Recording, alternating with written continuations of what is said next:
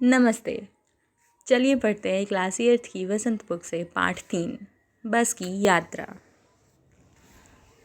हम 5 मित्रों ने तय किया कि शाम 4 बजे की बस से चलें। पन्ना से इसी कंपनी की बस सतना के लिए घंटे भर बाद मिलती है, जो जबलपुर की ट्रेन मिला देती है। सुबह घर पहुंच जाएंगे। हम में से 2 को सुबह काम पर हाजिर होना था, इसलिए वापसी का यही रास्ता अपनाना ज़रूरी था। लोगों ने सलाह दी कि समझदार आदमी इस शाम वाली बस से सफ़र नहीं करते। क्या रास्ते में डाकू मिलते हैं? नहीं, बस डाकीन है। बस को देखा तो श्रद्धा उमड़ पड़ी। खूब वयोवृद्ध थी, सदियों के अनुभव के निशान लिए हुए थी। लोग इसलिए इससे सफ़र नहीं करना चाहते थे कि वृद्धावस्था में इसे कष्ट होगा। यह बस पूजा के योग्य थी, उस पर सवार कैसे हुआ जा सकता है।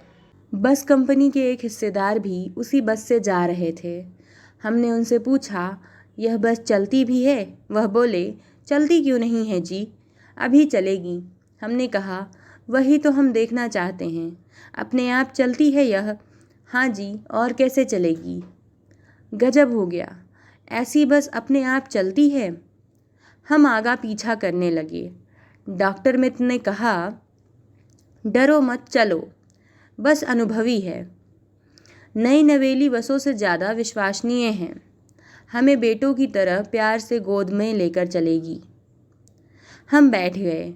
जो छोड़ने आए थे वे इस तरह देख रहे थे जैसे अंतिम विदा दे रहे हैं। उनकी आंखें कह रही थी, आना जाना तो लगा ही रहता है, आया है सो जाएगा राजा रंग फकीर। आदमी को कूच करने के लिए एक निमित्त चाहिए। इंजन सचमुच स्टार्ट हो गया, ऐसा जैसे सारी बस ही इंजन है और हम इंजन के भीतर बैठे हैं। कांच बहुत कम बचे थे, जो बचे थे उनसे हमें बचना था। हम फौरन खिड़की से दूर सरक गए। इंजन चल रहा था, हमें लग रहा था कि हमारी सीट के नीचे इंजन है।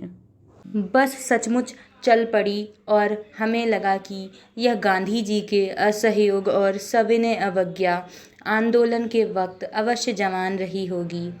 उसे ट्रेनिंग मिल चुकी थी, हर हिस्सा दूसरे से असहयोग कर रहा था। पूरी बस सविनय अवज्ञा आंदोलन के दौर से गुजर रही थी। सीट का बॉडी से असहयोग चल रहा था। कभी लगता सीट बॉडी को छोड़कर आगे निकल गई है, कभी लगता कि सीट को छोड़कर बॉडी आगे भागी जा रही है। 8-10 मील चलने पर सारे भेदभाव मिट गए। यह समझ में नहीं आता था कि सीट पर हम बैठे हैं या सीट हम पर बैठी है। एकाएक बस रुक गई। मालूम हुआ कि पेट्रोल की टंकी में छेद हो गया है। ड्राइवर ने बाल्टी में पेट्रोल निकालकर उसे बगल में रखा और नली डालकर इंजन में भेजने लगा। अब मैं उम्मीद कर रहा था कि थोड़ी देर बाद बस कंपनी के हिस्सेदार इंजन को निकालकर गोद में रख लेंगे और उसे नली से पेट्रोल पिलाएंगे, जैसे माँ बच्चे के मुंह में दूध की शीशी लगाती है। बस की रफ्तार अब 15-20 मील हो गई थी। मुझे उसके किसी हिस्से पर भरोसा नहीं था। ब्रेक फेल हो सकता है, स्टीयरिंग टूट सकता है। प्रकृति के दृश्य बहुत लुभावने थे। दोनों तरफ हरे भरे पेड़ थे जिन पर पक्षी बैठे थे। मैं हर पेड़ को अपना दुश्मन समझ रहा था। जो भी पेड़ आता डर लगता कि इससे बस टकराएगी। वह निकल जाता तो दूसरे पेड़ का इंतज़ार करता। झील दिखती तो सोचता कि इसमें बस गोता लगा जाएगी। एकाएक फिर बस रुकी। ड्राइवर ने तरह तरह की तरकीबें कीं, पर वह चली नहीं। सविनय अवज्ञा आंदोलन शुरू हो गया था। कंपनी के हिस्सेदार कह रहे थे, बस तो फर्स्ट क्लास है जी, यह तो इत्तेफाक की बात है। क्षीण चांदनी में वृक्षों की छाया के नीचे वह बस बड़ी दयनीय लग रही थी। लगता जैसे कोई वृद्धा थक कर बैठ गई हो। हमें ग्लानि हो रही थी कि बेचारी पर लदकर हम चले आ रहे हैं। अगर इसका प्राणांत हो गया तो इस बियाबान में हमें इसकी अंत्येष्टि करनी पड़ेगी। हिस्सेदार साहब ने इंजन को खोला और कुछ सुधारा। बस आगे चली। उसकी चाल और कम हो गई थी। धीरे धीरे वृद्धा की आंखों की ज्योति जाने लगी। चांदनी में रास्ता टटोलकर वह रेंग रही थी। आगे या पीछे से कोई गाड़ी आती दिखती तो वह एकदम किनारे खड़ी हो जाती और कहती, निकल जाओ बेटी, अपनी तो वह उम्र ही नहीं रही। एक पुलिया के ऊपर पहुँचे ही थे कि एक टायर फिस करके बैठ गया। वह बहुत जोर से हिलकर थम गई। अगर स्पीड में होती तो उछलकर नाले में गिर जाती। मैंने उस कंपनी के हिस्सेदार की तरफ पहली बार श्रद्धा भाव से देखा। वह टायरों की हालत जानते हैं, फिर भी जान हथेली पर लेकर इसी बस से सफ़र कर रहे हैं। उत्सव की एक ऐसी भावना दुर्लभ है।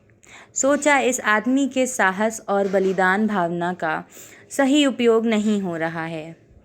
इसे तो किसी क्रांतिकारी आंदोलन का नेता होना चाहिए।